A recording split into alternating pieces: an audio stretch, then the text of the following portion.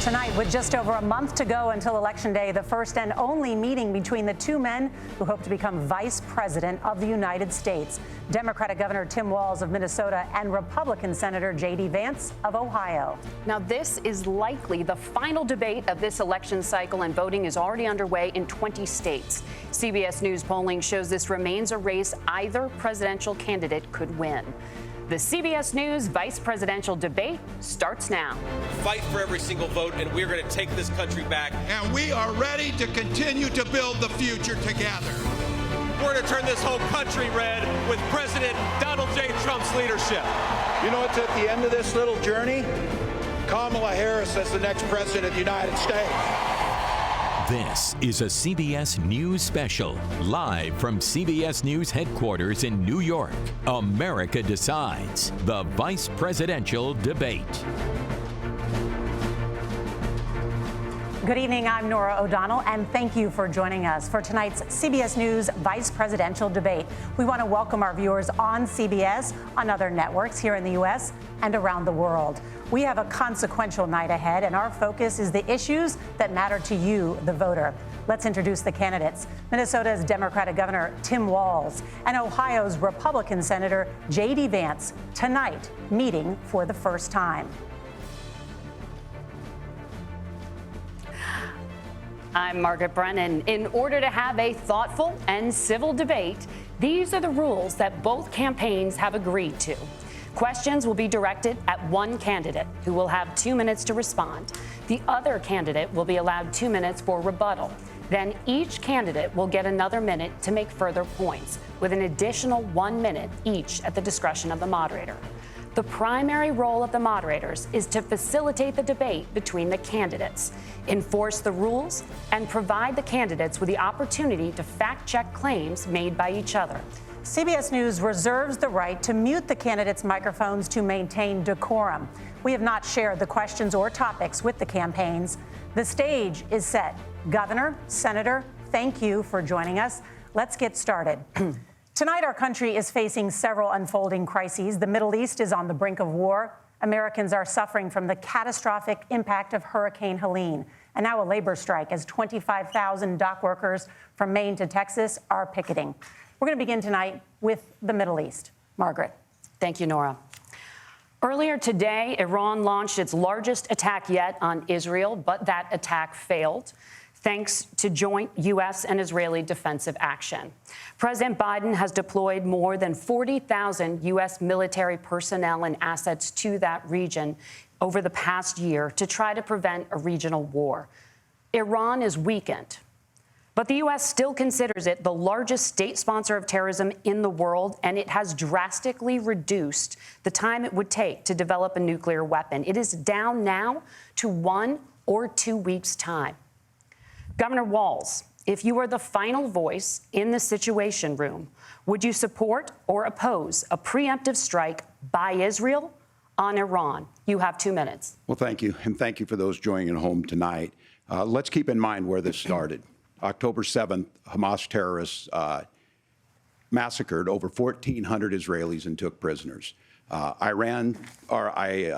Israel's ability to be able to defend itself is absolutely fundamental. Getting its hostages back, fundamental, and ending the humanitarian crisis in Gaza. But the expansion of Israel and its proxies is an absolute fundamental necessity for the United States to have the steady leadership there. You saw it experienced today, where along with our Israeli partners and our coalition, able to stop the incoming attack. But what's fundamental here is that steady leadership is going to matter. It's clear, and the world saw it on that debate stage a few weeks ago, a nearly 80-year-old Donald Trump talking about crowd sizes is not what we need in this moment. But it's not just that. It's those that were closest to Donald Trump that understand how dangerous he is when the world is this dangerous. His chief of staff, John Kelly, said that he was the most flawed human being he'd ever met. And both of his secretaries of defense and his national security advisors said he should be nowhere near the White House.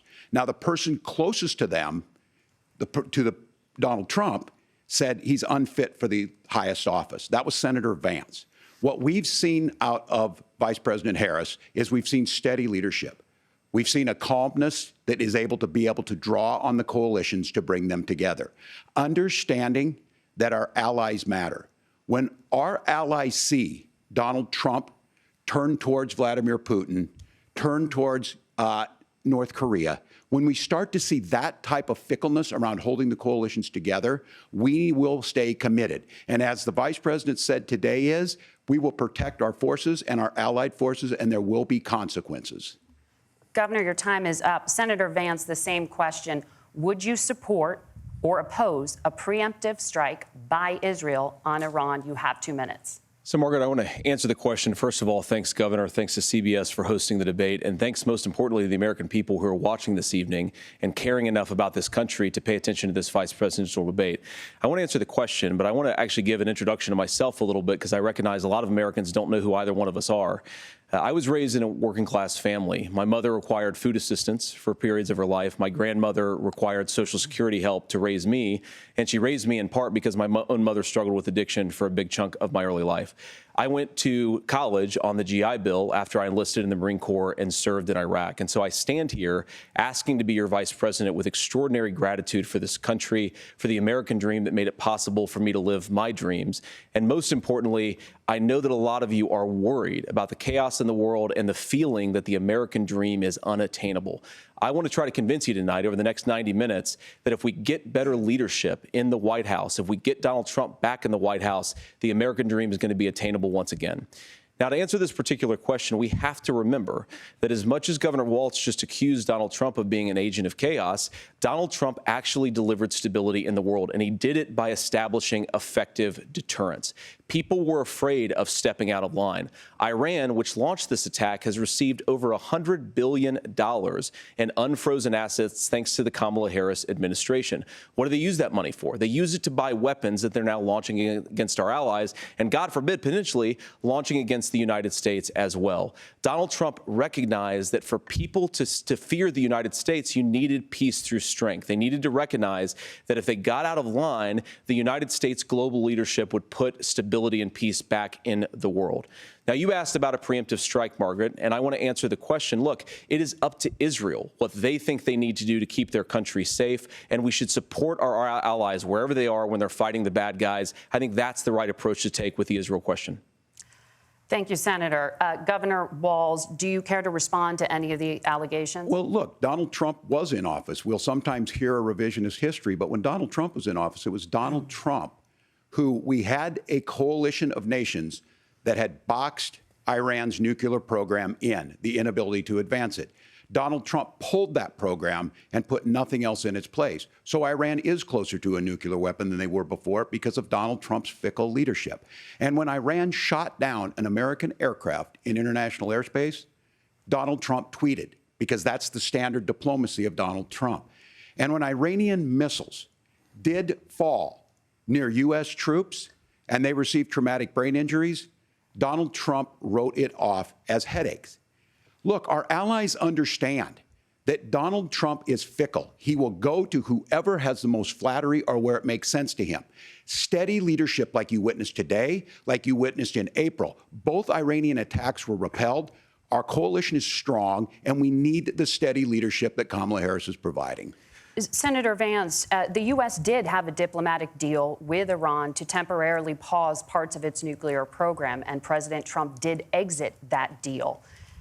He recently said, just 5 days ago, the U.S. must now make a diplomatic deal with Iran because the consequences are impossible. Did he make a mistake? You have 1 minute. Well, first of all, Margaret, diplomacy is not a dirty word, but I think that's something that Governor Walz just said is quite extraordinary. You yourself just said Iran is as close to a nuclear weapon today as they have ever been. And Governor Walz, you blame Donald Trump. Who has been the vice president for the last 3.5 years? And the answer is your running mate, not mine. Donald Trump consistently made the world more secure. Now, we talk about the sequence of events that led us to where we are right now, and you can't ignore October the 7th, which I appreciate Governor Walz bringing up. But when did Iran and Hamas and their proxies attack Israel? It was during the administration of Kamala Harris. So Governor Walz can criticize Donald Trump's tweets, but effective, smart diplomacy and peace through strength is how you bring stability back to a very broken world. Donald Trump has already done it once before. Ask yourself at home, when was the last time, I'm 40 years old, when was the last time that an American president didn't have a major conflict break out? The only answer is during the 4 years that Donald Trump was president. Gentlemen, we have a lot to get to. Nora? Margaret, thank you. Let's turn now to Hurricane Helene. The storm could become one of the deadliest on record. More than 160 people are dead and hundreds more are missing. Scientists say climate change makes these hurricanes larger, stronger, and more deadly because of the historic rainfall. Senator Vance, according to CBS News polling, 7 in 10 Americans and more than 60% of Republicans under the age of 45 favor the U.S. taking steps to try and reduce climate change. Senator, what responsibility would the Trump administration have to try and reduce the impact of climate change? I'll give you 2 minutes. Sure. So first of all, let's start with the hurricane, because it's an unbelievable, unspeakable human tragedy. I just saw today, actually, a photograph of 2 grandparents on a roof with a 6-year-old child, and it was the last photograph ever taken of them because the roof collapsed and those innocent people lost their lives. And I'm sure Governor Walz joins me in saying our hearts go out to those innocent people, our prayers go out to them, and we want as robust and aggressive as a federal response as we can get to save as many lives as possible, and then, of course, afterwards, to help the people in those communities rebuild. I mean, these are communities that I love. Some of them I know very personally in Appalachia, all across the Southeast. They need their government to do their job, and I commit that when Donald Trump is president again, the government will put the citizens of this country first when they suffer from a disaster. Now, Nora, you asked about climate change. I think this is a very important issue. Look, a lot of people are justifiably worried about all these crazy weather patterns. I think it's important for us, first of all, to say, Donald Trump and I support clean air, clean water. We want the environment to be cleaner and safer. But one of the things that I've noticed some of our Democratic friends talking a lot about is a concern about carbon emissions, this idea that carbon emissions drives all of the climate change. Well, let's just say that's true, just for the sake of argument, so we're not arguing about weird science. Let's just say that's true. Well, if you believe that, what would you want to do? The answer is that you'd want to reshore as much American manufacturing as possible, and you'd want to produce as much energy as possible in the United States of America, because we're the cleanest economy in the entire world. What have Kamala Harris's policies actually led to?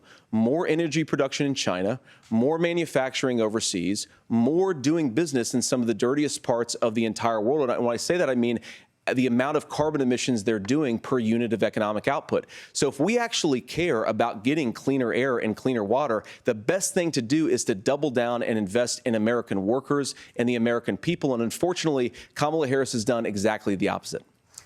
Governor Walz, you have 2 minutes to respond. Well, we got close to an agreement because all those things are happening. Look, first of all, it is a horrific tragedy with this hurricane. And my heart goes out to the folks that are down there in contact with the governors. I serve as co-chair of the Council of Governors as we work together on these emergency managements. Governors know no partisanship. They work together. So all of the governors and the emergency responders are on the ground. Those happen on the front end. The federal government comes in, makes sure they're there so that we recover. But we're still in that phase where we need to make sure that they're staying there, staying focused. Now, look, coming back to the climate change issue, there's no doubt this thing roared onto the scene faster and stronger than anything we've seen. Senator Vance has said that there's a climate problem in the past. Donald Trump called it a hoax and then joked that these things would make more beachfront property to be able to invest in. What we've seen out of the Harris administration now, the Biden-Harris administration, is we've seen this investment. We've seen massive investments, the biggest in global history that we've seen in the Inflation Reduction Act, has created jobs all across the country. 2,000 in Jeffersonville, Ohio, taking the EV technology that we invented and making it here. 200,000 jobs across the country. The largest solar manufacturing plant in North America sits in Minnesota. But my farmers know climate change is real. They've seen 500-year droughts, 500-year floods back to back. But what they're doing is adapting, and this has allowed them to tell me, look, I harvest corn, I harvest soybean, and I harvest wind. We are producing more natural gas and more oil at any time than we ever have. We're also producing more clean energy. So the solution for us is to continue to move forward, that climate change is real. Reducing our impact is absolutely critical, but this is not a false choice. You can do that at the same time you're creating the jobs that we're seeing all across the country. That's exactly what this administration has done. We are seeing us becoming an energy superpower for the future, not just the current. And that's what absolutely makes sense. And then we start thinking about how do we mitigate these disasters. Thank you. Senator, I want to give you an opportunity to respond there. The governor mentioned that President Trump has called climate change a hoax. Do you agree? Well, look, what the president has said is that if the Democrats, in particular Kamala Harris and her leadership, if they really believe that climate change is serious, what they would be doing is more manufacturing and more energy production in the United States of America, and that's not what they're doing. So clearly, Kamala Harris herself doesn't believe her own rhetoric on this. If she did, she would actually agree with Donald Trump's energy policies. Now, something Governor Walz said I think is important to touch upon, because when we talk about clean energy, I think that's a slogan that often the Democrats will use here. And I'm talking, of course, about the Democratic leadership. And the real issue is that if you're spending hundreds of millions or even billions of dollars of American taxpayer money on solar panels that are made in China, number one, you're going to make the economy dirtier. We should be making more of those solar panels here in the United States of America. Some of them are, Tim, but a lot of them are being made overseas in China, especially the components that go into those solar panels. So if you really want to make the environment cleaner, you've got to invest in more energy production. We haven't built a nuclear facility, I think, one in the past 40 years. Senator. Natural gas, we got to invest more in it. Kamala Harris has done the opposite. That's raised energy prices and also meant that we're doing Senator, worse by the climate. Senator, your time is up. Governor, would you like to respond? Well, look, we're producing more natural gas than we ever have. There's no moratorium on that. We're producing more oil. But the folks know, and like I said again, these are not liberal folks. These are not folks that are Green New Deal folks. These are farmers that have been drought one year, massive flooding the next year. They understand that it makes sense. Look, our number one export cannot be topsoil from erosion from these massive storms. We saw it in Minnesota this summer. And thinking about how do we respond to that, we're thinking ahead on this. And what Kamala Harris has been able to do in Minnesota, we're starting to weatherproof some of these things. The infrastructure law that was passed allows us to think about mitigation in the future. How do we make sure that we're protecting by burying our power lines? How do we make sure that we're protecting lakefronts and things that we're seeing more and more of? But to call it a hoax and to take the oil company executives to Mar-a-Lago, say, give me money for my campaign, and I'll let you do whatever you want. We can be smarter about that, and an all-above energy policy is exactly what she's doing, creating those jobs right here. Governor, your time is up. The overwhelming consensus among scientists is that the Earth's climate is warming at an unprecedented rate. Margaret? Thank you, Nora. We're going to turn now to immigration. The crisis at the U.S.-Mexico border consistently ranks as one of the top issues for American voters. Senator Vance, your campaign is pledging to carry out the largest mass deportation plan in American history and to use the U.S. military to do so. Could you be more specific about exactly how this will work? For example, would you deport parents who have entered the U.S. illegally and separate them from any of their children who were born on U.S. soil? You have 2 minutes. So first of all, Margaret, before we talk about deportations, we have to stop the bleeding. We have a historic immigration crisis because Kamala Harris started and said that she wanted to undo all of Donald Trump's border policies. 94 executive orders suspending deportations, decriminalizing illegal aliens, massively increasing the asylum fraud that exists in our system. That has opened the floodgates. And what it's meant is that a lot of fentanyl is coming into our country. I had a mother who struggled with opioid addiction and has gotten clean. I don't want people who are struggling with addiction to be deprived of their second chance because Kamala Harris let in fentanyl into our communities at record levels. So you've got to stop the bleeding. You've got to re-implement Donald Trump's border policies, build the wall, re-implement deportations. And that gets me to your point, Margaret, about what do we actually do? So we've got 25 million illegal aliens who are here in the country. What do we do with them? I think the first thing that we do is we start with the criminal migrants. About 1 million of those people have committed some form of crime in addition to crossing the border illegally. I think you start with deportations on those folks. And then I think you make it harder for illegal aliens to undercut the wages of American workers. A lot of people will go home if they can't work for less than minimum wage in our own country. And by the way, that'll be really good for our workers who just want to earn a fair wage for doing a good day's work. And the final point, Margaret, is you ask about family separation. Right now in this country, Margaret, we have 350 120,000 children that the Department of Homeland Security has effectively lost. Some of them have been sex trafficked. Some of them hopefully are at homes with their families. Some of them have been used as drug trafficking mules. The real family separation policy in this country is unfortunately Kamala Harris's wide open southern border. And I'd ask my fellow Americans to remember, when she came into office, she said she was going to do this. Real leadership would be saying, you know what, I screwed up. We're going to go back to Donald Trump's border policies. I wish that she would do that. It would be good for all of us.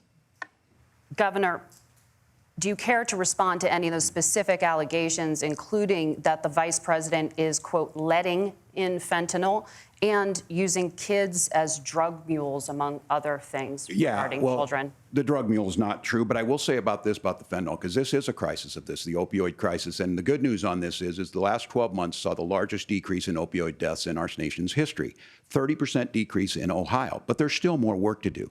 But let's go back to this on immigration. Kamala Harris was the Attorney General of the largest state and a border state in California. She's the only person in this race who prosecuted transnational gangs for human trafficking and drug interventions. But look, we all want to solve this. Most of us want to solve this, and that is the United States Congress. That's the Border Patrol agents. That's the Chamber of Commerce. That's most Americans out here. That's why we had the fairest and the toughest bill on immigration that this nation's seen. It was crafted by a conservative senator from Oklahoma, James Lankford. I know him. He's super conservative, but he's a man of principle, wants to get it done. Democrats and Republicans worked on this piece of legislation. The Border Patrol said, this is what we need in here. These are the experts. And the Chamber of Commerce and the Wall Street Journal said, pass this thing. Kamala Harris helped get there. 1,500 new border agents, detection for drugs, DOJ money to speed up these the adjudications on this, just what America wants. But as soon as I was getting ready to pass and actually tackle this, Donald Trump said no, told them to vote against it because it gives him a campaign issue. It gives him what would Donald Trump talk about if we actually did some of these things? And they need to be done by the legislature. You can't just do this through the executive branch. So look, we have the options to do this. Donald Trump had 4 years. He had 4 years to do this. And he promised you, America, how easy it would be. I'll build you a big, beautiful wall, and Mexico will pay for it. Less than 2% of that wall got built, and Mexico didn't pay a dime. But here we are again, 9 years after he came down that escalator, dehumanizing people and telling them what he was going to do. As far as the deportation plan, at one point, Senator Vance said it was so unworkable to be laughable. So that's where we're at. Pass the bill, she'll sign it. Governor, your time is up. Senator, the question was, will you separate parents from their children, even if their kids are U.S. citizens? You have 1 minute. Margaret, my point is that we already have massive child separations thanks to Kamala Harris's open border. And I didn't accuse Kamala Harris of inviting drug mules. I said that she enabled the Mexican drug cartels to operate freely in this country. And we know that they use children as drug mules, and it is a disgrace, and it has to stop. Look, I think what Tim said just doesn't pass the smell test. For 3 years, Kamala Harris went out bragging that she was going to undo Donald Trump's border policy. She did exactly that. We had a record number of illegal crossings. We had a record number of fentanyl coming into our country. And now that she's running for president, or a few months before, she says that somehow she got religion and cared a lot about a piece of legislation.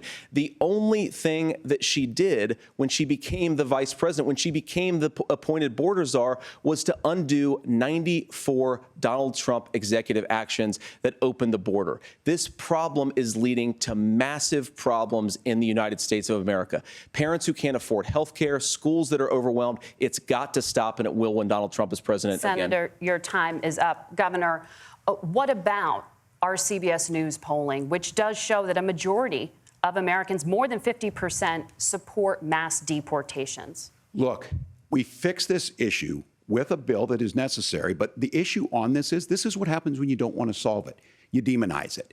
And we saw this, and Senator Vance, and it surprises me on this, talking about and saying, I will create stories to bring attention to this. That vilified a large number of people who were here legally in the community of Springfield. The Republican governor said, it's not true, don't do it. There's consequences for this. There's consequences. We could come together. Senator Lankford did it. We could come together and solve this if we didn't let Donald Trump continue to make it an issue. And the consequences in Springfield were the governor had to send state law enforcement to escort kindergartners to school. I believe Senator Vance wants to solve this, but by standing with Donald Trump and not working together to find a solution, it becomes a talking point. And when it becomes a talking point like this, we dehumanize and villainize other human beings. Tim, Governor, your time is up. Senator, I'll give you 1 minute, but let me just ask you the question first. The governor has made the point, and I think as a sitting lawmaker, you know that Congress controls the purse strings and any funding. So you have said repeatedly that Donald Trump would, through executive action, solve this. Do you disagree that Congress controls the purse strings and would need to support many of the changes that you would actually want to implement? You have 1 minute. Look, Margaret, first of all, the gross majority of what we need to do at the southern border is just empowering law enforcement to do their job. I've been to the southern border more than our borders are. Kamala Harris has been. And it's actually heartbreaking because the Border Patrol agents, they just want to be empowered to do their job. Of course, additional resources would help, but most of this is about the president and the vice president empowering our law enforcement to say, if you try to come across the border illegally, you've got to stay in Mexico, you've got to go back through proper channels. Now, Governor Walz brought up the community of Springfield, and he's very worried about the things that I've said in Springfield. Look, in Springfield, Ohio, and in communities all across this country, you've got schools that are overwhelmed. You've got hospitals that are overwhelmed. You have got housing that is totally unaffordable because we brought in millions of illegal immigrants to compete with Americans for scarce homes. The people that I'm most worried about in Springfield, Ohio, are the American citizens who have had their lives destroyed by Kamala Harris's open border. It is a disgrace, Tim. And I actually think, I agree with you. I think you want to solve this problem, but I don't think that Kamala Harris does. Senator, your time is up. Governor, you have 1 minute to respond. Yeah, well, it is law enforcement that asked for the bill. They helped craft it. They're the ones that supported it. That's because they know we need to do this. Look, this issue of continuing to bring this up, of not dealing with it, of blaming migrants for everything. On housing, we could talk a little bit about Wall Street speculators buying up housing and making them less affordable, but it becomes a blame. Look, this bill also gives the money necessary to adjudicate. I agree. It should not take 7 years for an asylum claim to be done. This bill gets it done in 90 days. Then you start to make a difference in this, and you start to adhere to what we know, American principles. I don't talk about my faith a lot, but Matthew 25:40 talks about, to the least amongst us you do unto me. I think that's true of most Americans. They simply want order to it. This bill does it. It's funded. It's supported by the people who do it. And it lets us keep our dignity about how we treat other people. Thank you, Governor. And just to clarify for our viewers, Springfield, Ohio does have a large number of Haitian migrants who have legal status. Right. Temporary protected status. Well, Margaret, but thank you, Senator. We have so much to get to. Margaret, I think it's important because we're going to turn now to the economy. Thank you, Margaret. The rules were that you guys weren't going to fact check, and since you're fact checking me, I think it's important to say what's actually going on.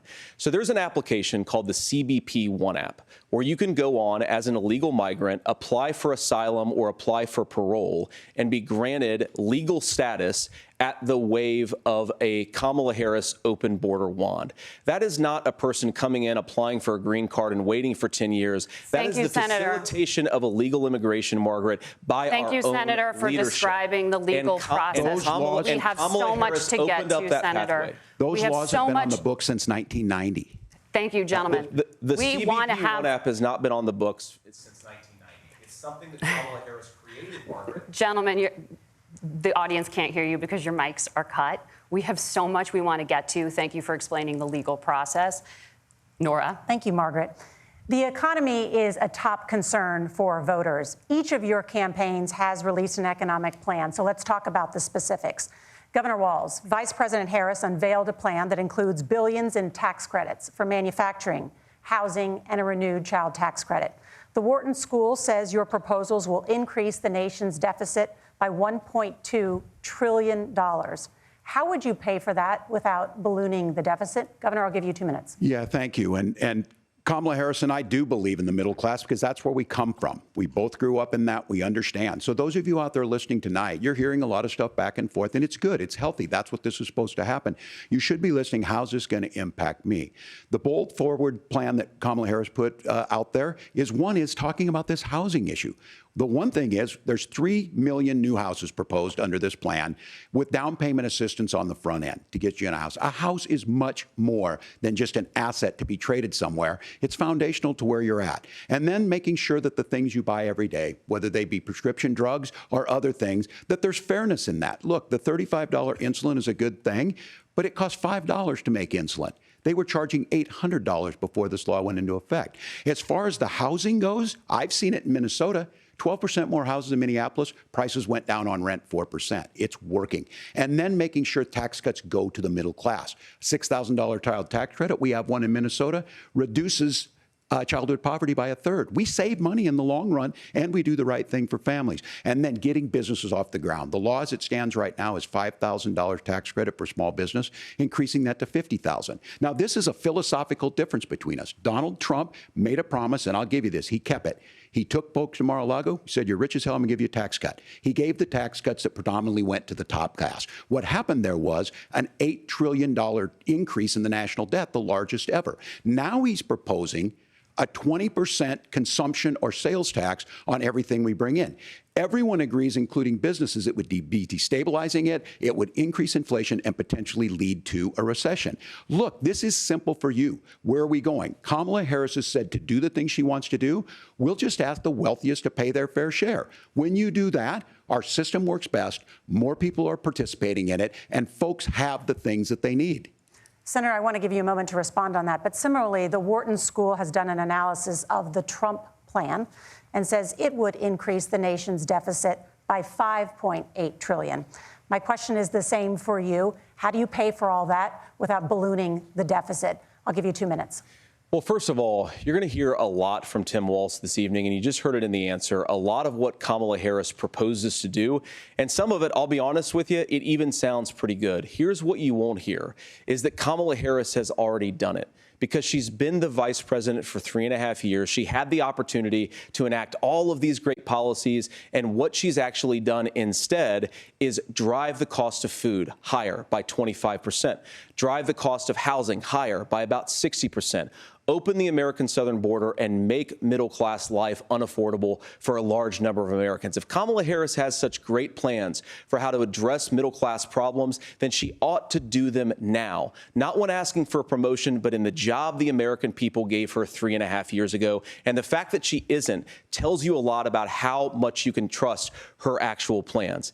Now, Donald Trump's economic plan is not just a plan, but it's also a record. A lot of those same economists attack Donald Trump's plans, and they have PhDs, but they don't have common sense and they don't have wisdom. Because Donald Trump's economic policies delivered the highest take-home pay in a generation in this country, 1.5% inflation, and to boot, peace and security all over the world. So when people say that Donald Trump's economic plan doesn't make sense, I say look at the record. He delivered rising take-home pay for American workers. Now, Tim admirably admits that they want to undo the Trump tax cuts. But if you look at what was so different about Donald Trump's tax cuts, even from previous Republican tax cut plans, is that a lot of those resources went to giving more take-home pay to middle-class and working-class Americans. It was passed in 2017, and you saw an American economic boom unlike we've seen in a generation in this country. That is a record that I'm proud to run on, and we're going to get back to that common sense wisdom so that you can afford to live the American dream again. I know a lot of you are struggling. I know a lot of you are worried about paying the bills. It's going to stop when Donald Trump brings back common sense to this country. Governor, do you want to respond to that? What has Kamala Harris done for the middle class? Yeah, well, Kamala Harris's day one was Donald Trump's failure on COVID that led to the collapse of our economy. We were already before COVID in a manufacturing recession, but 10 million people out of work, largest percentage since the Great Depression.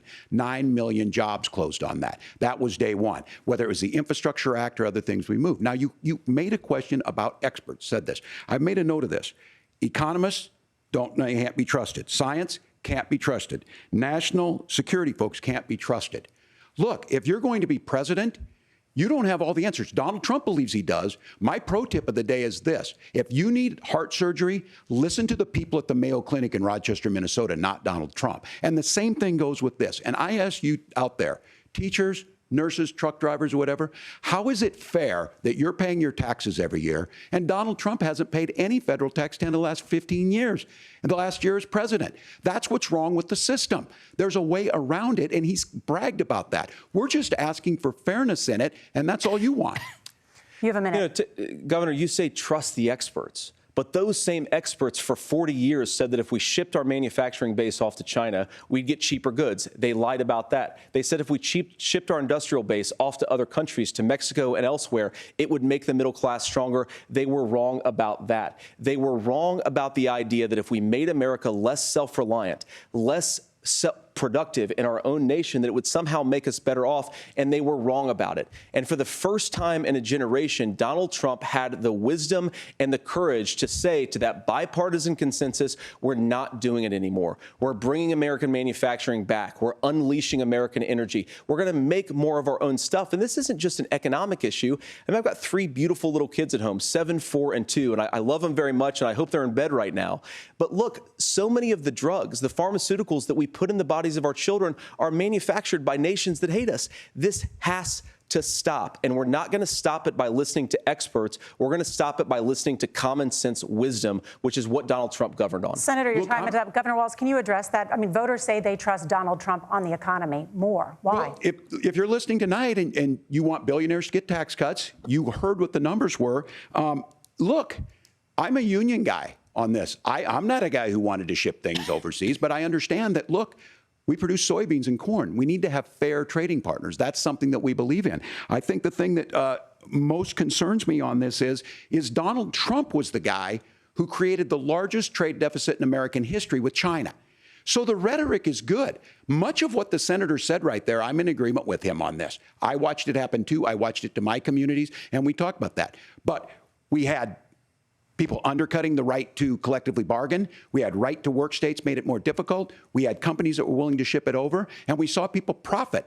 Folks that are venture capital in some cases, putting money into companies that were overseas. We're in agreement that we bring those home. The issue is Donald Trump is talking about it. Kamala Harris has a record, 250,000 more manufacturing jobs just out of the IRA. May I respond to that? Yes. So appreciate that. So if you notice, what Governor Walz just did is he said, first of all, Donald Trump has to listen to the experts. And then when he acknowledged that the experts screwed up, he said, well, Donald Trump didn't do nearly as good of a job as the statistics that's a gross generalization. that he did. So what Tim Walz is doing, and I honestly, Tim, I think you got a tough job here, because you've got to play whack-a-mole. You've got to pretend that Donald Trump didn't deliver rising take-home pay, which of course he did. You've got to pretend that Donald Trump didn't deliver lower inflation, which of course he did. And then you've simultaneously got to defend Kamala Harris's atrocious economic record, which has made gas, groceries, and housing unaffordable for American citizens. I was raised by a woman who would sometimes go into medical debt so that she could put food on the table in our household. I know what it's like to not be able to afford the things that you need to afford. We can do so much better. To all of you watching, we can get back to an America that's affordable again. We just got to get back to common sense economic principles. I hope we have a conversation on health care then. Senator, Governor. Please. Thank you. Margaret? We have a lot to get to ahead, gentlemen, on many topics. But right now, I want to talk about personal qualifications. The vice president is often the last voice the president hears before making consequential decisions. We want to ask you about your leadership qualities. Governor Walz, you said you were in Hong Kong during the deadly Tiananmen Square protests in the spring of 1989. But Minnesota Public Radio and other media outlets are reporting that you actually didn't travel to Asia until August of that year. Can you explain that discrepancy? Yeah, well, and to the folks out there who didn't get at the top of this, look, I grew up in small rural Nebraska, town of 400, town that you rode your bike with your buddies till the streetlights come on, and I'm proud of that service.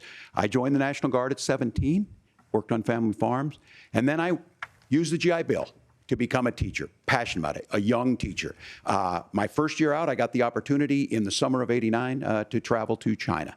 35 years ago, be able to do that. I came back home and then started a program to take young people there. We would take basketball teams, we would take baseball teams, we would take dancers, and we would go back and forth to China. The issue for that was to try and learn. Now look, my community knows who I am. They saw where I was at. They look, I will be the first to tell you, I have poured my heart into my community. I've tried to do the best I can, but I've not been perfect. And I'm a knucklehead at times, but it's always been about that. Those same people elected me to Congress for 12 years. And in Congress, I was one of the most bipartisan people, working on things like farm bills that we got done, working on veterans benefits. And then the people of Minnesota were able to elect me to governor twice.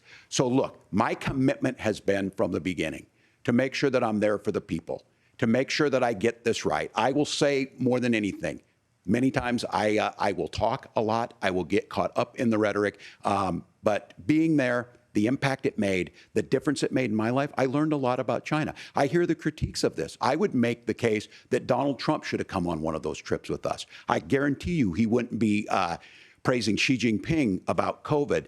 And I guarantee you he wouldn't start a trade war that he ends up losing. So this is about trying to understand the world. It's about trying to do the best you can for your community. And then it's putting yourself out there and letting your folks understand what it is. My commitment, whether it be through teaching, which I was good at, or whether it was being a good soldier or was being a good member of Congress, those are the things that I think are the values that people care about. Governor, just to follow up on that, the question was, can you explain the discrepancy? All I said on this was I got there that summer and misspoke on this. So I will just, that's what I've said. So I was in Hong Kong and China during the democracy protests went in. And from that, I learned a lot of what needed to be in governance. Thank you, Governor. Senator Vance, in 2016, you called your running mate, Donald Trump, unfit for the nation's highest office, and you said he could be America's Hitler. I know you've been asked many times, and you've said you regret those comments and explained you then voted for Donald Trump in 2020. But the Washington Post reported new messages last week in which you also disparaged Trump's economic record while he was president, writing to someone in 2020, quote, Trump thoroughly failed to deliver his economic populism. You're now his running mate, and you've shifted many of your policy stances to align with his.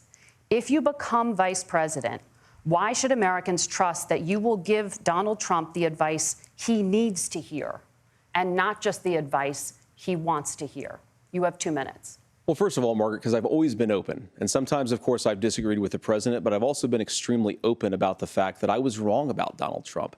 I was wrong, first of all, because I believed some of the media stories that turned out to be dishonest fabrications of his record. But most importantly, Donald Trump delivered for the American people. Rising wages, rising take-home pay, an economy that worked for normal Americans, a secure southern border, a lot of things, frankly, that I didn't think he'd be able to deliver on. And yeah, when you screw up, when you misspeak, when you get something wrong and you change your mind, you ought to be honest with the American people about it. It's one of the reasons, Margaret, why I've done so many interviews is because I think it's important to actually explain to the American people where I come down on the issues and what changed. Now, you pointed out to messages from 2020. Margaret, I've been extremely consistent that I think there were a lot of things that we could have done better in the Trump administration the first round if Congress was doing its job. I strongly believe, and I've been a United States senator, that Congress is not just a high-class debating society. It's not just a forum for senators and congressmen to whine about problems. It's a forum to govern. So there were a lot of things on the border, on tariffs, for example, where I think that we could have done so much more if the Republican Congress and the Democrats in Congress had been a little bit better about how they govern the country. They were so obsessed with impeaching Donald Trump, they couldn't actually govern. And I want to talk about this tariff issue in particular, Margaret, because Tim just accused this of being a national sales tax. Look, the one thing, and you're probably surprised to hear me praising Joe Biden, but the one thing that Joe Biden did is he continued some of the Trump tariffs that protected American manufacturing jobs. And it's the one issue, the most pro-worker part of the Biden administration, it's the one issue where Kamala Harris has run away from Joe Biden's record. Think about this. If you're trying to employ slave laborers in China at $3 a day, you're going to do that and undercut the wages of American workers unless our country stands up for itself and says you're not accessing our markets unless you're paying middle-class Americans a fair wage. Senator, your time is up. Nora? Thank you. Now to the issue of reproductive rights.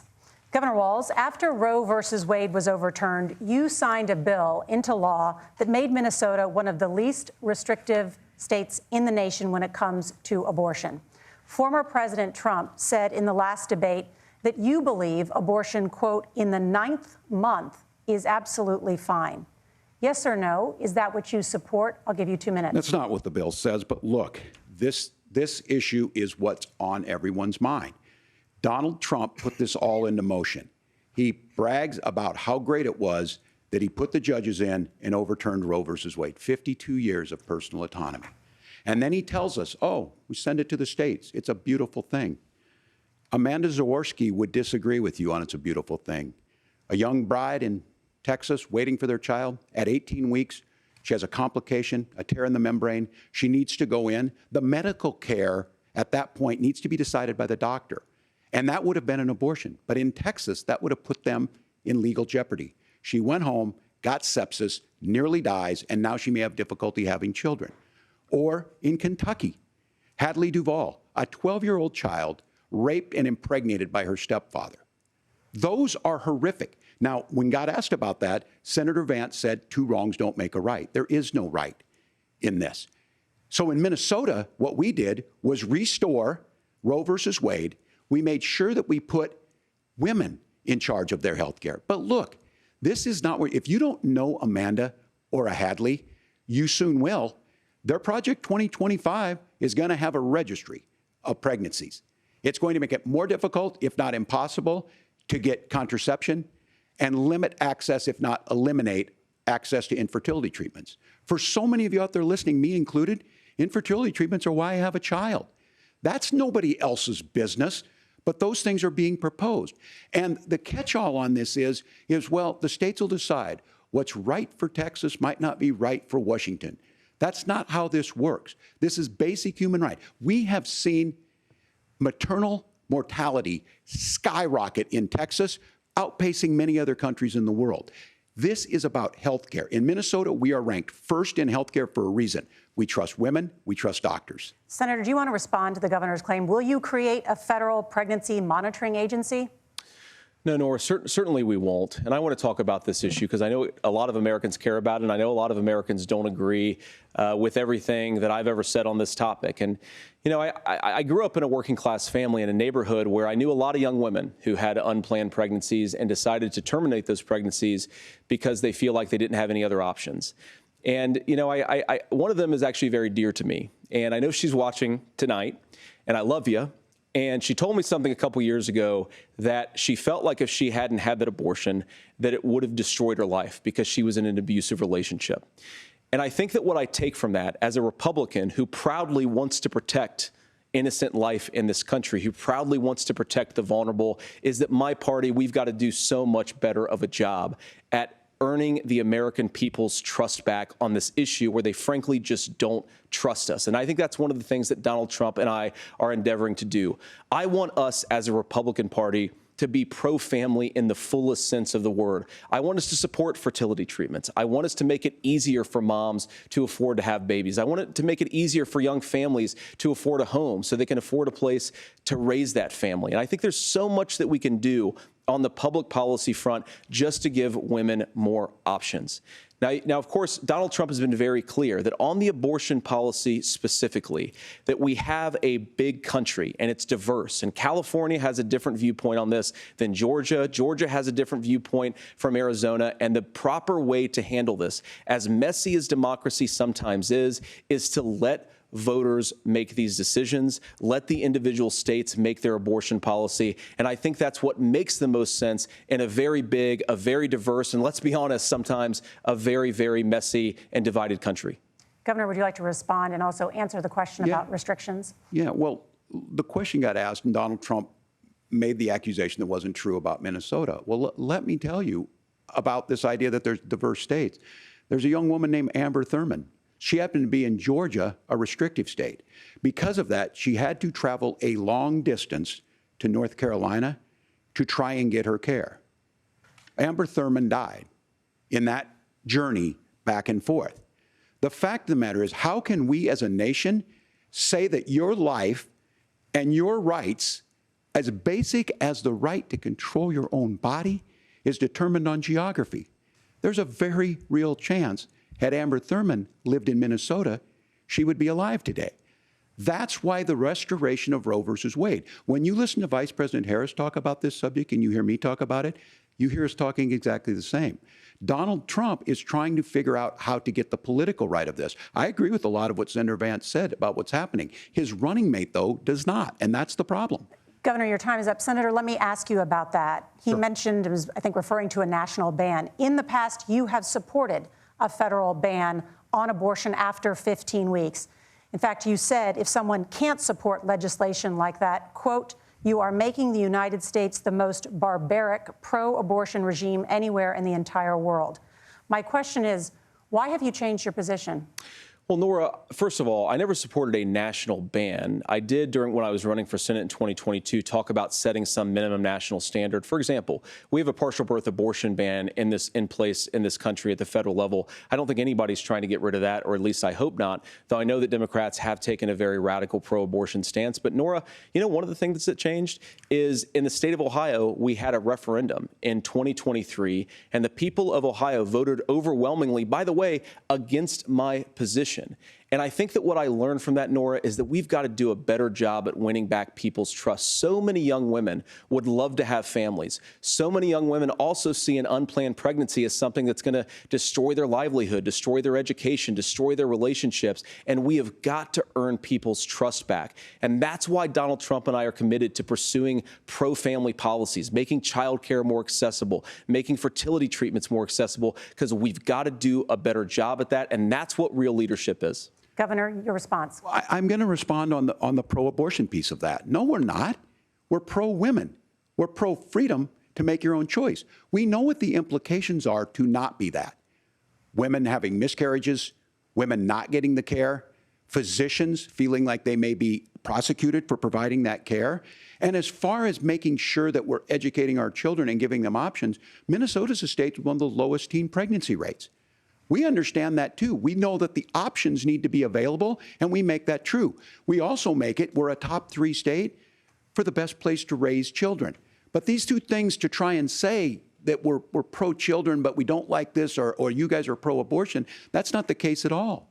We are pro-freedoms for women to make their choices, and we're going, and Kamala Harris is making the case, to make options for children more affordable, a $6,000 child tax credit, but we're not going to base that on the backs of making someone like Amber Thurman drive 600 miles to try and get health care. Senator. May I respond to that? First of all, Governor, I agree with you. Amber Thurman should still be alive, and there are a lot of people who should still be alive, and I certainly wish that she was. And maybe you're free to disagree with me on this and explain this to me, but as I read the Minnesota law that you signed into law, the statute that you signed into law, it says that a doctor who presides over an abortion where the baby survives, the doctor is under no obligation to provide life-saving care to a baby who survives a botched late-term abortion. That is, I think, whether you're pro-choice or pro-abortion, that is fundamentally barbaric. And that's why I use that word, Nora, is because some of what we've seen, do you want to force Catholic hospitals to perform abortions against their will? Because Kamala Harris has supported suing Catholic nuns to violate their freedom of conscience. We can be a big and diverse country where we respect people's freedom of conscience and make the country more pro-baby and pro-family. But please. Yes, Governor, please respond. Look, this is one where there's always something there. This is a very simple proposition. These are women's decisions to make about their health care decisions, and the physicians who know best when they need to do this. Trying to distort the way a law is written to try and make a point, that's not it at all. What was I wrong about, Governor? Please tell me, what was I wrong about? That is not the way the law is written. Look, I've given But how? I've given this advice on a lot of things, that getting involved, getting engaged, that's been misread, and it was fact-checked at the last debate. But the point on this is there's a continuation of these guys to try and tell women or to get involved. I use this line on this, just mind your own business on this. Things worked best when Roe versus Wade was in place. When we do a restoration of Roe, that works best. That doesn't preclude us from increasing funding for children. It doesn't increase us from making sure that once that child's born, like in Minnesota, they get meals, they get early childhood education, they get health care. So the hiding behind we're going to do all these other things when you're not proposing them in your budget, Kamala Harris is proposing them. She's proposing all those things to make life easier for families. I asked a specific question, Governor. You gave me a slogan as a response. It's not the case. It's not true. That's not what the law says. So they fact-checked it with President Trump. Gentlemen, there's a lot to discuss. We have to move on, and we're going to be right back with much more of the CBS News vice presidential debate in just a moment.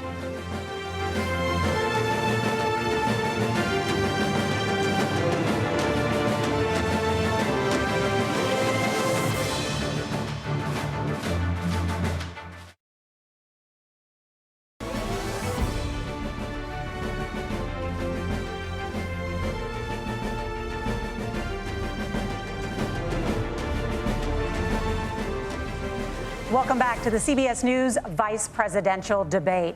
We want to turn now to America's gun violence epidemic. The leading cause of death for children and teens in America is by firearms. Senator Vance, you oppose most gun legislation that Democrats claim would curb gun violence. You oppose red flag gun laws and legislation to ban certain semi-automatic rifles, including AR-15s. So let me ask you, earlier this year, for the first time, the parents of a school shooter were convicted of involuntary manslaughter and sentenced to 10 years in prison. Do you think holding parents responsible could curb mass shootings? I'll give you 2 minutes. Yeah, well, Nora, on that particular case, I don't know the full details, but I certainly trust local law enforcement and local authorities to make those decisions. I think in some cases the answer is going to be yes, and in some cases the answer is going to be no. And the details really matter here, of course. For example, if a kid steals a gun, that's going to be different than if a parent hands over a gun knowing that their kid is potentially dangerous. But look, I want to just sort of speak as a father of 3 beautiful little kids, and our oldest is now in 2nd grade. And like a lot of parents, we send our kids to school with such hope and such joy and such pride at their little faces on the first day of school. And we know, unfortunately, that a lot of kids are going to experience this terrible epidemic of gun violence. And of course, our hearts go out to the families that are affected by this terrible stuff. And we do have to do better. And I think that Governor Walz and I actually probably agree that we need to do better on this. The question is just, how do we actually do it? Now, here's something that really bothers me and worries me about this epidemic of violence.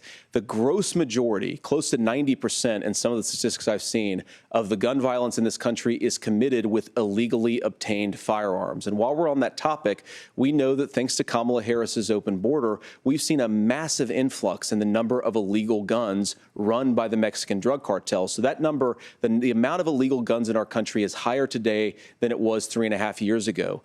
But what do we do about the schools? What do we do to protect our kids? And I think the answer is, and I say this not loving the answer, because I don't want my kids to go to school in a school that feels unsafe or where there are visible signs of security. But I unfortunately think that we have to increase security in our schools. We have to make the doors lock better. We have to make the doors stronger. We've got to make the windows stronger. And of course, we've got to increase school resource officers, because the idea that we can magically wave a wand and take guns out of the hands of bad guys, it just doesn't fit with recent experience. So we've got to make our schools safer. And I think we've got to have some common sense bipartisan solutions for how to do that. Governor, you have 2 minutes. Well, I think all the parents watching tonight, this is your biggest nightmare. Look, I got a 17-year-old, and he witnessed a shooting at a community center playing volleyball. Those things don't leave you. As a member of Congress, I sat in my office surrounded by dozens of the Sandy Hook parents, and they were looking at my 7-year-old picture on the wall. Their 7-year-old were dead, and they were asking us to do something. And look, I'm a hunter. I own firearms. The vice president is. We understand that the Second Amendment is there, but our first responsibility is to our kids to figure this out. In Minnesota, we've enacted enhanced red flag laws, enhanced background checks, and we can start to get data. But here's the problem. If we really want to solve this, we've got folks that won't allow research to be even done on gun violence. And this idea that we should just live with it, and here's what I do think, that this is a good start to the conversation. I 100% believe that Senator Vance hates it when these kids, it's abhorrent and it breaks your heart. I agree with that. But that's not far enough when we know there are things that worked. I've spent time in Finland and seen some Finnish schools. They don't have this happen, even though they have a high gun ownership rate in the country. There are reasonable things that we can do to make a difference. It's not infringing on your Second Amendment. And the idea to have some of these weapons out there, it just doesn't make any sense. Kamala Harris, as an attorney general, worked on this issue. She knows that it's there. No one's trying to scaremonger and say we're taking your guns, but I ask all of you out there, do you want your schools hardened to look like a fort? Is that what we have to go? When we know there's countries around the world that their children aren't practicing these types of drills. They're being kids. We owe it to them to get a fix. These are things that shouldn't be that difficult. You can still keep your firearms, and we can make a difference. We have to. If you're listening tonight, this breaks your heart. Senator. Tim, first of all, I didn't know that your 17-year-old witnessed a shooting. I'm sorry about that, and I hope that he's doing okay. Christ have mercy. It is awful. And I appreciate what Tim said, actually, about Finland, because I do think it illustrates some of the frankly, weird differences between our own country's gun violence problem and Finland. Okay, first of all, we have way higher rates of mental health abuse or mental health substance abuse. We have way higher rates of depression, way higher rates of anxiety. We unfortunately have a mental health crisis in this country that I really do think that we need to get to the root causes of, because I don't think it's the whole reason why we have such a bad gun violence problem, but I do think it's a big piece of it.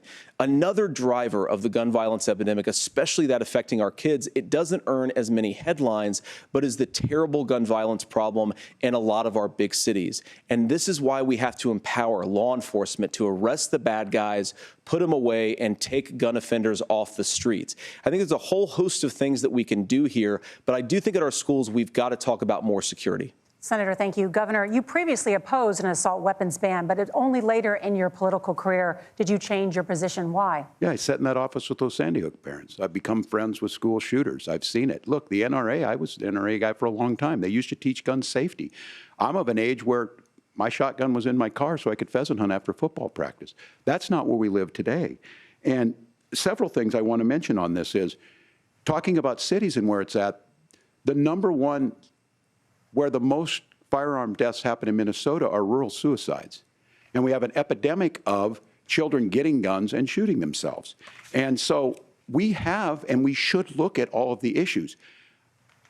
Making sure folks have health care and all that, but I want to be very careful. This idea of stigmatizing mental health, just because you have a mental health issue doesn't mean you're violent. And I think what we end up doing is we start looking for a scapegoat. Sometimes it just is the guns. It's just the guns, and there are things that you can do about it. But I do think that this is one, and I think this is a healthy conversation. I think there's a capacity to find solutions on this that work, protect Second Amendment, protect our children. That's our priority. Gentlemen, thank you. Margaret? Thank you, Nora. Let's turn now to the top contributor to inflation, the high cost of housing and rent. There's a shortage of more than 4 million homes in the United States, and that contributes to the high housing prices. Governor Walz, the Harris campaign promises a $25,000 down payment assistance for first-time home buyers and a $10,000 tax credit. They also promise to build 3 million new homes. Where are you building these homes, and won't handing out that kind of money just drive up prices higher? No, it's not handing out. We have, first, let me say this issue of housing, and I think those of you listening on this, the problem we've had is that we've got a lot of folks that see housing as another commodity. It can be bought up, it can be shifted, it can be moved around. Those are not folks living in those houses. Those of you listening tonight, that house is a big deal. I bought and owned one house in my life. My mom still lives in the house where I was. And when I think of a house, I'm thinking of Christmas services after midnight mass where you go with your family. We need to make it more affordable. And one of the things, as I said, this program that the Vice President is pushing forward and bringing a new way of approaching this is something we're doing in Minnesota from that lead. We in the state invested in making sure our housing was the biggest investment that we'd ever made in housing. It starts to make it easier. We cut some of the red tape. Local folks, look, we can't do it at the federal level, but local folks make it easier to build those homes. And then that down payment assistance. I can tell all of you out there, one of the, certainly for me, using the GI Bill was one thing, but a veteran's home loan, the big thing about a veteran's home loan is you don't have to pay the down payment. Those are things that make it there. Now, look, you're going to pay it back, and you're going to pay your mortgage. Those are things that we know in the long run, the appreciated value, the generational wealth that's created from it. And I will give Minneapolis an example. Minneapolis is the one city where we've seen the lowest inflation rates. We've seen a 12% increase in stock because we've put some of these things in, and we're implementing a state program to make sure we give some of that down payment assistance. We get it back from people because here's what we know. People with stable housing end up with stable jobs. People with stable housing have their kids able to get to school. All of those things in the long run end up saving our money. And that's the thing that I think we should be able to find some common ground in, but we can't blame immigrants for the only reason. That's not the case that's happening in many cities. The fact of the matter is that we don't have enough naturally affordable housing, but we can make sure that the government's there to help kickstart it, create that base. Governor, your time is up. Senator Vance, as far as your campaign's position, the promise is to seize federal lands to build homes, remove regulation, provide tax breaks, and cut back on immigration, which you say pushes up prices. Where are you going to build all the new homes you're promising, and what part of any of this plan will provide immediate relief? You have 2 minutes. Well, first of all, Tim just said something that I agree with. We don't want to blame immigrants for higher housing prices, but we do want to blame Kamala Harris for letting in millions of illegal aliens into this country, which does drive up costs, Tim. 25 million illegal aliens competing with Americans for scarce homes is one of the most significant drivers of home prices in the country. It's why we have massive increases in home prices that have happened right alongside massive increases in illegal alien populations under Kamala Harris's leadership. Now, Tim just mentioned a bunch of ideas.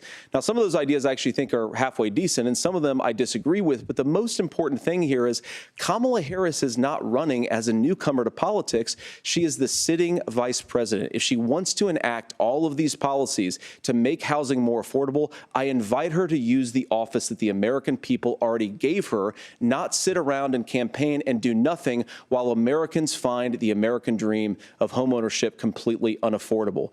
Now, you asked, Margaret, what would immediately change the equation for American citizens? If you lower energy prices, as Donald Trump says, drill, baby, drill, one of the biggest drivers of housing costs aside from illegal immigration is, think about it, if a truck driver is paying 40% more for diesel, then the lumber he's delivering to the job site to build the house is also going to become a lot more expensive. If we open up American energy, you will get immediate pricing relief for American citizens, not, by the way, just in housing, but in a whole host of other economic goods, too.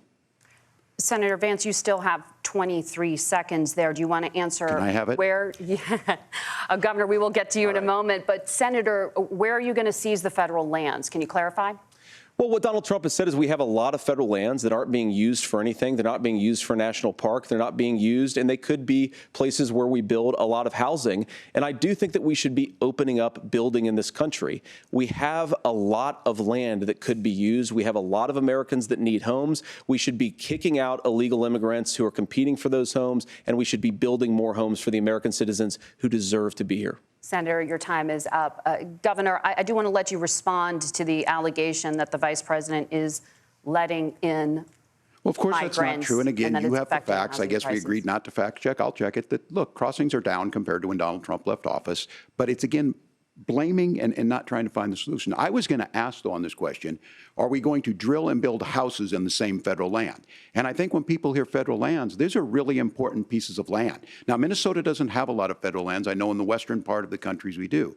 There's not a lot of federal lands in and around Minneapolis, for example. So the issue is I don't understand the federal lands issue unless we see this, and I worry about this as someone who cares deeply about our national parks and our federal lands. Look, Minnesota, we protect these things. We've got about 20% of the world's fresh water. These lands protect. They're there for a reason. They belong to all of us. But again, this is when you view housing and you view these things as commodities. Like, there's a chance to make money here. Let's take this federal land and let's sell it to people for that. I think there's better ways to do this. We've seen it in Minnesota. We're able to refurbish some of these houses. We're able to make some investments. That gets people in. And I'm still on the fact on this. Economists, Senator Vance, you said you don't like the economists. Which economists are saying that it is immigrants that's adding to the cost? Governor, your time is up. But Senator, on that point, I'd like for you to clarify. There are many contributing factors to high housing costs. What evidence do you have that migrants are part of this problem? Well, there's a Federal Reserve study that we're happy to share after the debate. We'll put it up on social media, actually, that really drills down on the connection between increased levels of migration, especially illegal immigration, and higher housing prices. Now, of course, Margaret, that's not the entire driver of higher housing prices. It's also the regulatory regime of Kamala Harris. Look, we are a country of builders. We're a country of doers. We're a country of explorers. But we increasingly have a federal administration that makes it harder to develop our resources resources, makes it harder to build things, and wants to throw people in jail for not doing everything exactly as Kamala Harris says they have to do. And what that means is that you have a lot of people who would love to build homes who aren't able to build homes. I actually agree with Tim Walz. We should get out of this idea of housing as a commodity. But the thing that has most turned housing into a commodity is giving it away to millions upon millions of people who have no legal right to be here. What are the federal regulations? I deal with this as a governor. You can very quickly reply. I'm sorry. I get this as a governor, and I don't necessarily disagree with that in some cases, many of those are local, many of them are state. I don't know which ones are federal, but I think whenever we talk regulations, people think they can get rid of them. I think you want to be able to get out of your house in a fire. I think you want to make sure that it's fireproof and those types of things. So which are the regulations? Because the vice president's not responsible for those. Congress writes those. Governor, thank you. Gentlemen, we have a lot to get to. You're passionate about the housing crisis, I can tell. But Nora? Thank you. One of the top problems facing Americans is the high cost of health care. Senator Vance, at the last presidential debate, former President Trump was asked about replacing the Affordable Care Act. In response, he said, "I have concepts of a plan." Since then, Senator, you've talked about changing how chronically ill Americans get health insurance. Can you explain how that would work? And can you guarantee that Americans with pre-existing conditions won't pay more? I'll give you 2 minutes. Well, of course, we're going to cover Americans with pre-existing conditions. In fact, a lot of my family members have gotten health care. I believe, members of my family actually got private health insurance, at least for the first time, switched off of Medicaid onto private insurance for the first time under Donald Trump's leadership. And I think that, a lot of people have criticized this concepts of a plan remark. Look, it's very simple common sense. I think as Tim Walz knows from 12 years in Congress, you're not going to propose a 900-page bill standing on a debate stage. It would bore everybody to tears, and it wouldn't actually mean anything because part of this is the give and take of bipartisan negotiation. Now, when Donald Trump was actually president, and again, he has a record to be proud of, prescription drugs fell in 2018 for the first time in a very long time. Under Kamala Harris's leadership, prescription drugs are up about 7%. Under Donald Trump's entire 4 years, they were up about 1.5%. He introduced pricing transparency. Think about healthcare. You go into a hospital, you try to buy something, and nobody knows what it actually costs. That price transparency will actually give American consumers a little bit more choice and will also drive down costs. And we talked about, the reinsurance regulations is what I was talking about. Look, Donald Trump has said that if we allow states to experiment a little bit on how to cover both the chronically ill but the non-chronically ill, it's not just a plan. He actually implemented some of these regulations when he was president of the United States. And I think you can make a really good argument that it salvaged Obamacare, which was doing disastrously until Donald Trump came along. And I think this is an important point about President Trump. Of course, you don't have to agree with everything that President Trump has ever said or ever done. But when Obamacare was crushing under the weight of its own regulatory burden and health care costs, Donald Trump could have destroyed the program. Instead, he worked in a bipartisan way to ensure that Americans had access to affordable care. It's not perfect, of course, and there's so much more that we can do. But I think that Donald Trump has earned the right to put in place some better health care policies. He's earned it because he did it successfully the first time. Governor? All right, here's where being an old guy gives you some history. I was there at the creation of the ACA. And the reason it was so important is I come from a major healthcare state, home of the Mayo Clinic, home to Medical Alley, 3M, Medtronic, all of those. We understand healthcare. It's why we're ranked first on affordability and accessibility and quality of healthcare. And so what I know is under Kamala Harris, more people are covered than they have before. And those of you listening, this is critical to you. Now, Donald Trump all of a sudden wants to go back and remember this. He ran on the first thing he was going to do on day one was to repeal Obamacare. On day one, he tried to sign an executive order to repeal the ACA. He signed on to a lawsuit to repeal the ACA, but lost at the Supreme Court. And he would have repealed the ACA had it not been for the courage of John McCain to save that bill. Now, fast forward, what that means to you is you lose your pre-existing conditions. If you're sitting at home and you got asthma, too bad. If you're a woman, probably not. Broke your foot during football, might kick you out. Your kids get kicked out when they're 26. Kamala Harris negotiated drug prices for the first time with Medicare. We have 10 drugs that will come online, the most common ones that'll be there. But look, this issue, and when Donald Trump said, I've got a concept of a plan, it cracked me up as a fourth grade teacher because my kids would have never given me that. But what Senator Vance just explained might be worse than a concept, because what he explained is pre-Obamacare. And I'll make this as simple as possible because I have done this for a long time. What they're saying is, if you're healthy, why should you be paying more? So what they're going to do is let insurance companies pick who they insure, because guess what happens? You pay your premium, it's not much. They figure they're not going to have to pay out to you. But those of you a little older, gray, got cancer, you're going to get kicked out of it. That's why the system didn't work. Kamala Harris will protect and enhance the ACA. Governor, thank you. Senator, you have not yet explained how you would protect people with pre-existing conditions or laid out that plan. Well, look, we currently have laws and regulations in place right now that protect people with pre-existing conditions. We want to keep those regulations in place, but we also want to make the health insurance marketplace function a little bit better. Now, what Governor Walz just said is actually not true. A lot of what happened, and the reason that Obamacare was crushing under its own weight, is that a lot of young and healthy people were leaving the exchanges. Donald Trump actually helped address that problem, and he did so in a way that preserved people's access to coverage who had pre-existing conditions.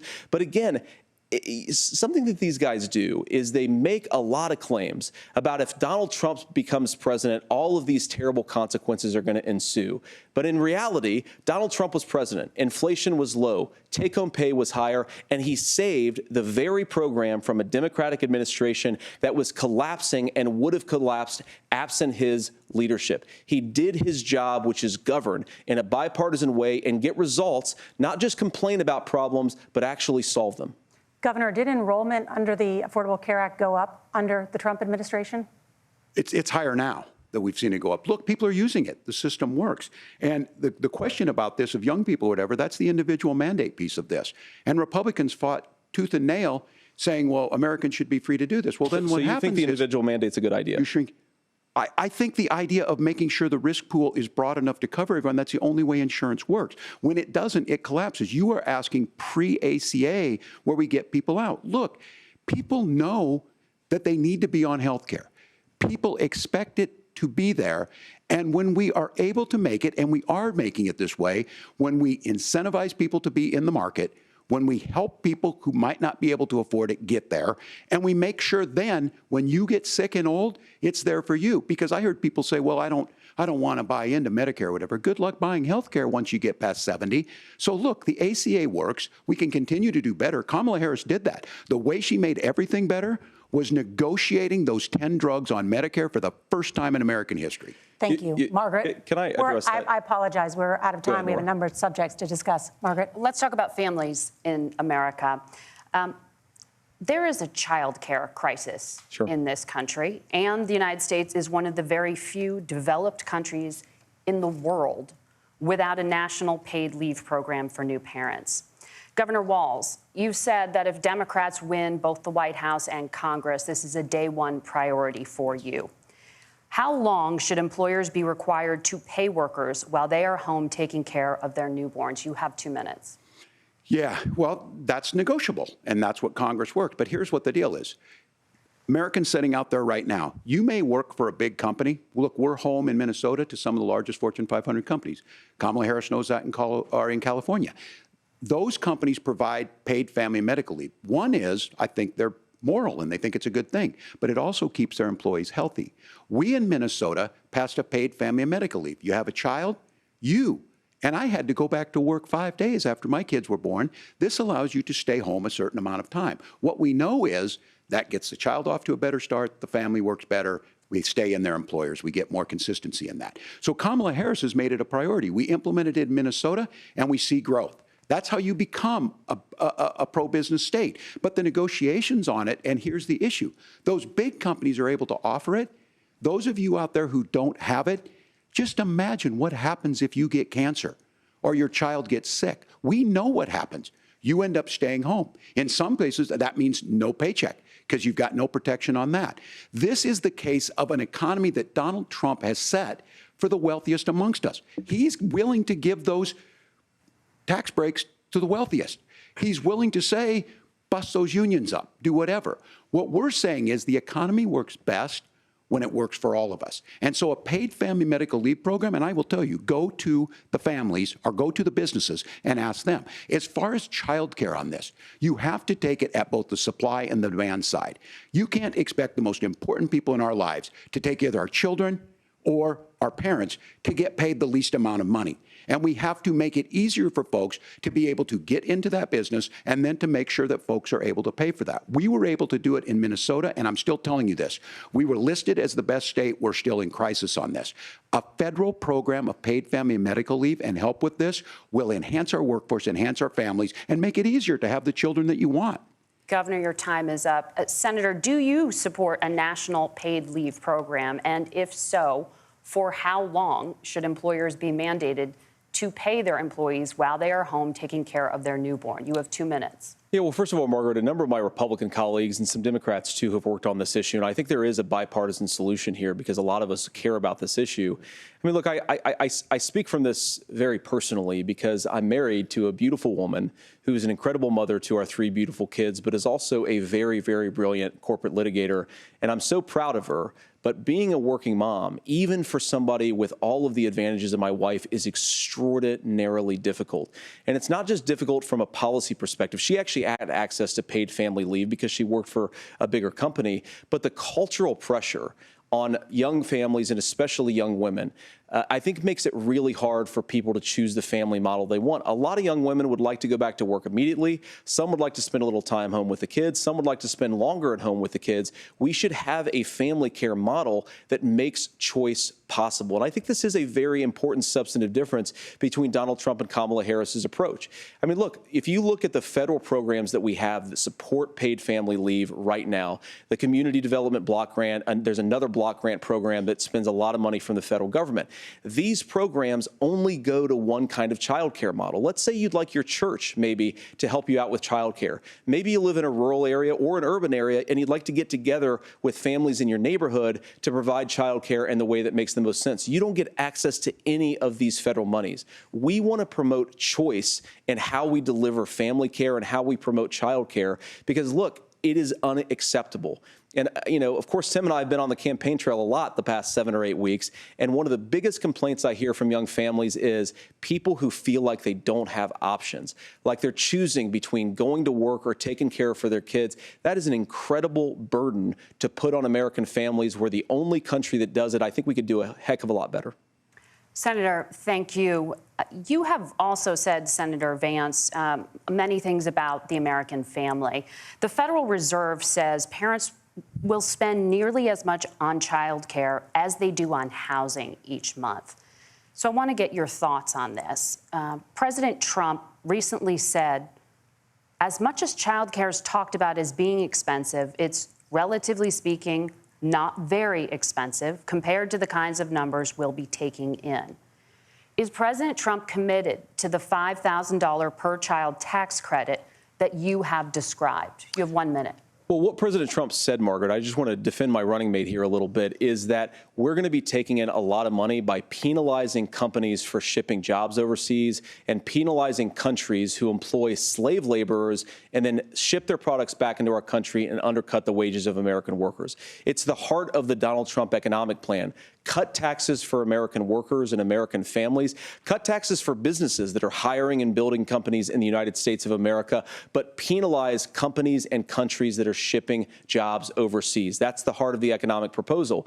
And I think what President Trump is saying is that when we bring in this additional revenue with higher economic growth, we're going to be able to provide paid family leave, child care options that are viable and workable for a lot of American families. Can you clarify how that will solve the child care shortage? Well, because as Tim said, a lot of the child care shortage is we just don't have enough resources going into the multiple people who could be providing family care options. And we're going to have to, unfortunately, look, we're going to have to spend more money. We're going to have to induce more people to want to provide child care options for American families, because the reason it's so expensive right now is because you've got way too few people providing this very essential service. Thank you, Senator. Governor Walz, your ticket also has some child care tax credit proposals. Do you think Congress will agree to the $6,000 credit for newborns and $3,000 credit for children over the age of 6, as your campaign has promised? Is that realistic? Well, if these members of Congress are listening to anybody, I can tell you, and this is the biggest issue. Everybody listening tonight knows. I mean, I'm sure they were shocked to hear it's not that expensive. And let's be clear, whether it's $5,000 or $6,000, that pays you about 3 or 4 months. Let's be clear of where we're at on this. It's because we got out of an imbalance on this. We thought we were going to get by not paying people. I don't think Senator Vance and I are that far apart. I'm not opposed to what he's talking about on options. We've done scholarships types of things. I think we need to be open to making the case. But the issue here is, the question you asked is, you're not going to pay for it with these tariffs. That's just adding another $4,000 on the family and taking less. So not only do they not get the money to pay for that, they're $4,000 in the hole. That's Wharton School. That's his alma mater. And so I think the issue here is, those members of Congress, I can't believe they're not. When I go to businesses, sure, they'll talk about taxes sometime, but they will lead with childcare and they will lead with housing, because we know the problem is, especially in a state like Minnesota, we need more workers because our economy's growing, but we need the workforce. Governor, thank you. We need to move on. Nora? Let's talk about the state of democracy, the top issue for Americans after the economy and inflation. After the 2020 election, President Trump's campaign and others filed 62 lawsuits contesting the results. Judges, including those appointed by President Trump and other Republican presidents, looked at the evidence and said there was no widespread fraud. The governors of every state in the nation, Republicans and Democrats, certified the 2020 election results and sent a legal slate of electors to Congress for January 6th. Senator Vance, you have said you would not have certified the last presidential election and would have asked the states to submit alternative electors. That has been called unconstitutional and illegal. Would you again seek to challenge this year's election results, even if every governor certifies the results? I'll give you 2 minutes. Well, Nora, first of all, I think that we're focused on the future. We need to figure out how to solve the inflation crisis caused by Kamala Harris's policies, make housing affordable, make groceries affordable, and that's what we're focused on. But I want to answer your question because you did ask it. Look, what President Trump has said is that there were problems in 2020, and my own belief is that we should fight about those issues, debate those issues peacefully in the public square, and that's all I've said, and that's all that Donald Trump has said. Remember, he said that on January the 6th, the protesters ought to protest peacefully. And on January the 20th, what happened? Joe Biden became the president. Donald Trump left the White House. And now, of course, unfortunately, we have all of the negative policies that have come from the Harris-Biden administration.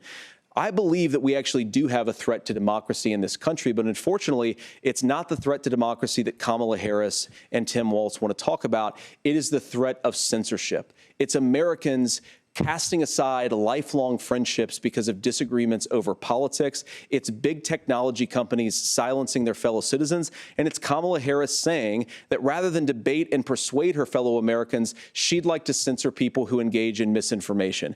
I think that is a much bigger threat to democracy than anything that we've seen in this country in the last 4 years, in the last 40 years.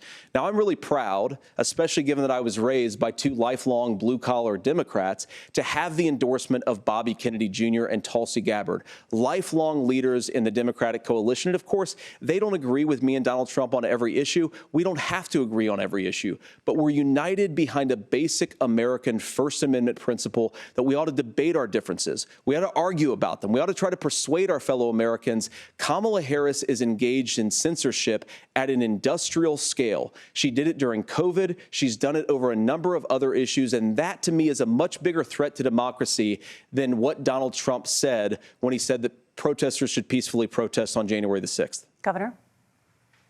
Well, I've enjoyed tonight's debate, and I think there was a lot of commonality here. And I'm sympathetic to misspeaking on things, and I think I might have with the senator. Me too, man. There's one though that this one is troubling to me, and I say that because I think we need to tell the story. Donald Trump refused to acknowledge this. And the fact is that I don't think we can be the frog in the pot and let the boiling water go up. He was very clear. I mean, he lost this election, and he said he didn't. 140 police officers were beaten at the Capitol that day, some with the American flag. Several later died. And it wasn't just in there. In Minnesota, a group gathered on the state Capitol grounds in St. Paul, and said, we're marching to the governor's residence and there may be casualties. The only person there was my son and his dog, who was rushed out crying by state police. That issue and Mike Pence standing there as they were chanting, hang Mike Pence. Mike Pence made the right decision. So, Senator, it was adjudicated over and over and over. I worked with kids long enough to know, and I said as a football coach, sometimes you really want to win, but the democracy is bigger than winning an election. You shake hands, and then you try and do everything you can to help the other side win. That's what was at stake here. Now, the thing I'm most concerned about is the idea that imprisoning your political opponents, already laying the groundwork for people not accepting this. And a president's words matter. A president's words matter. People hear that. So I think this issue of settling our differences at the ballot box, shaking hands when we lose, being honest about it, but to deny what happened on January 6th, the first time in American history that a president or anyone tried to overturn a fair election and the peaceful transfer of power. And here we are 4 years later in the same boat. I will tell you this, that when this is over, we need to shake hands this election, and the winner needs to be the winner. This has got to stop. It's tearing our country apart.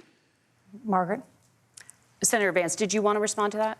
Yeah, well, look, Tim, first of all, it's really rich for Democratic leaders to say that Donald Trump is a unique threat to democracy when he peacefully gave over power on January the 20th, as we have done for 250 years in this country. We are going to shake hands after this debate and after this election. And of course, I hope that we win, and I think we're going to win. But if Tim Walz is the next vice president, he'll have my prayers, he'll have my best wishes, and he'll have my help whenever he wants it. But we have to remember that for years in this country, Democrats protested the results of elections. Hillary Clinton in 2016 said that Donald Trump had the election stolen by Vladimir Putin because the Russians bought like $500,000 worth of Facebook ads. This has been going on for a long time. And if we want to say that we need to respect the results of the election, I'm on board. But if we want to say, as Tim Walz is saying, that this is just a problem that Republicans have had, I don't buy that. Governor. January 6th was not Facebook ads. And I think a revisionist history on this. Look, I don't understand how we got to this point. But the issue was that happened. Donald Trump can do it. And all of us say there's no place for this. It has massive repercussions.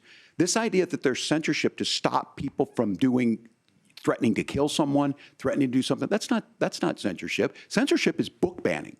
We've seen that. We've seen that brought up. I just think for everyone tonight, and I'm going to thank Senator Vance, I think this is the conversation they want to hear. And I think there's a lot of agreement, but this is one that we are miles apart on. This was a threat to our democracy in a way that we had not seen. And it manifested itself because of Donald Trump's inability to say. He is still saying he didn't lose the election. I would just ask that. Did he lose the 2020 election? Tim, I'm focused on the future. Did Kamala Harris censor Americans from speaking their mind in the wake of the 2020 COVID situation? That is a damning non-answer. It's a damning non-answer for you to not talk about censorship. Obviously, Donald Trump and I think that there were problems in 2020. We've talked about it. I'm happy to talk about it further. But you guys attack us for not believing in democracy. The most sacred right under the United States democracy is the First Amendment. You yourself have said there's no First Amendment right to misinformation. Kamala Harris wants to use the power of government and big tech to silence people from speaking their minds. That is a threat to democracy that will long outlive this present political moment. I would like Democrats and Republicans to both reject censorship. Let's persuade one another. Let's argue about ideas, and then let's come together afterwards. You can't yell fire in a crowded theater. That's the test. That's the Supreme Court test. Tim, fire in a crowded theater. You guys wanted to kick people off of Facebook for saying that toddlers shouldn't wear masks. Senator, the governor does have the floor. Fire in a crowded theater. That is criticizing the policies of the government, which is the right of every American. Senator, the governor does have the floor for 1 minute to respond to you. Yeah. Well, I don't run Facebook. What I do know is I see a candidate out there who refused, and now again, and I'm pretty shocked by this. He lost the election. This is not a debate. It's not anything anywhere other than in Donald Trump's world. Because look, when Mike Pence made that decision to certify that election, that's why Mike Pence isn't on this stage. What I'm concerned about is Where is the firewall with Donald Trump? Where is the firewall if he knows he could do anything, including taking an election, and his vice president's not going to stand to it? That's what we're asking you, America. Will you stand up? Will you keep your oath of office, even if the president doesn't? And I think Kamala Harris would agree. She wouldn't have picked me if she didn't think I would do that, because of course that's what we would do. So, America, I think you've got a really clear choice on this election of who's going to honor that democracy and who's going to honor Donald Trump. Governor, your time is up. Thank you, gentlemen. We will be right back with both of our candidates. The CBS News vice presidential debate continues.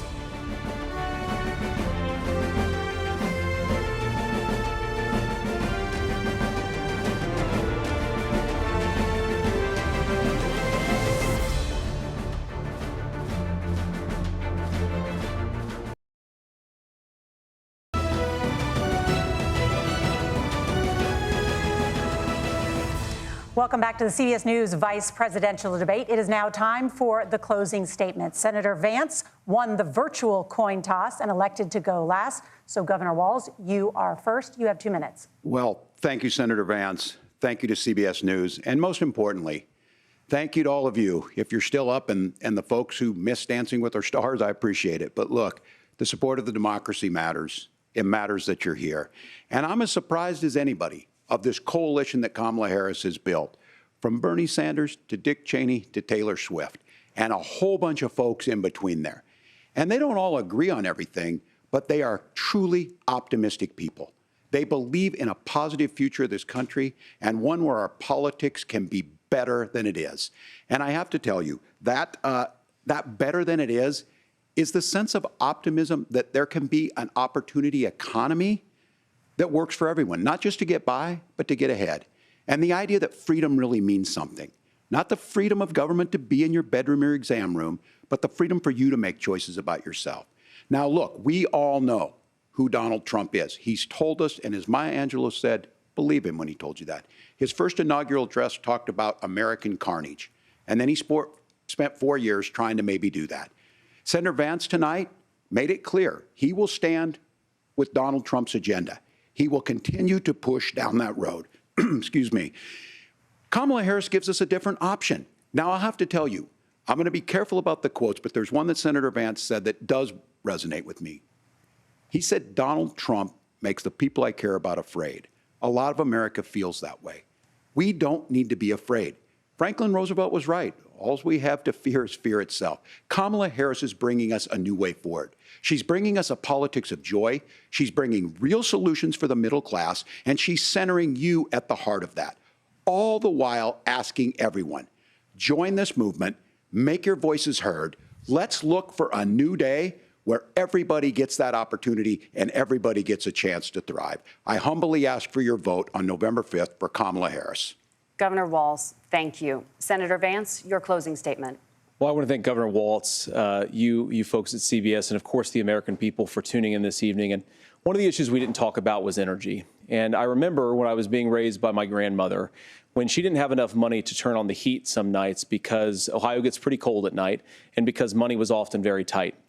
And I believe, as a person who wants to be your next vice president, that we are a rich and prosperous enough country where every American, whether they're rich or poor, ought to be able to turn on their heat in the middle of a cold winter night. That's gotten more difficult thanks to Kamala Harris's energy policies. I believe that whether you're rich or poor, you ought to be able to afford a nice meal for your family. That's gotten harder because of Kamala Harris's policies. I believe that whether you're rich or poor, you ought to be able to afford to buy a house. You ought to be able to live in safe neighborhoods. You ought to not have your communities flooded with fentanyl. And that, too, has gotten harder with because of Kamala Harris's policies. Now, I've been in politics long enough to do what Kamala Harris does when she stands before the American people and says that on day one, she's going to work on all these challenges I just listed. She's been the vice president for 3.5 years. Day one was 1,400 days ago, and her policies have made these problems worse. Now, I believe that we have the most beautiful country in the world. I meet people on the campaign trail who can't afford food, but have the grace and generosity to ask me how I'm doing and to tell me they're praying for my family. What that has taught me is that we have the greatest country, the most beautiful country, the most incredible people anywhere in the world. But they're not going to be able to achieve their full dreams with the broken leadership that we have in Washington. They're not going to be able to live their American dream if we do the same thing that we've been doing for the last 3.5 years. We need change. We need a new direction. We need a president who has already done this once before and did it well. Please vote for Donald Trump. And whether you vote for me or vote for Tim Walz, I just want to say I'm so proud to be doing this, and I'm rooting for you. God bless you, and good night. Senator Vance, thank you. And thank you both for participating in the only vice presidential debate of this election cycle. I'm Margaret Brennan. And I'm Nora O'Donnell. And a reminder, there are just 35 days until Election Day. Please get out and vote. And for all of us here at CBS News, thank you and good night.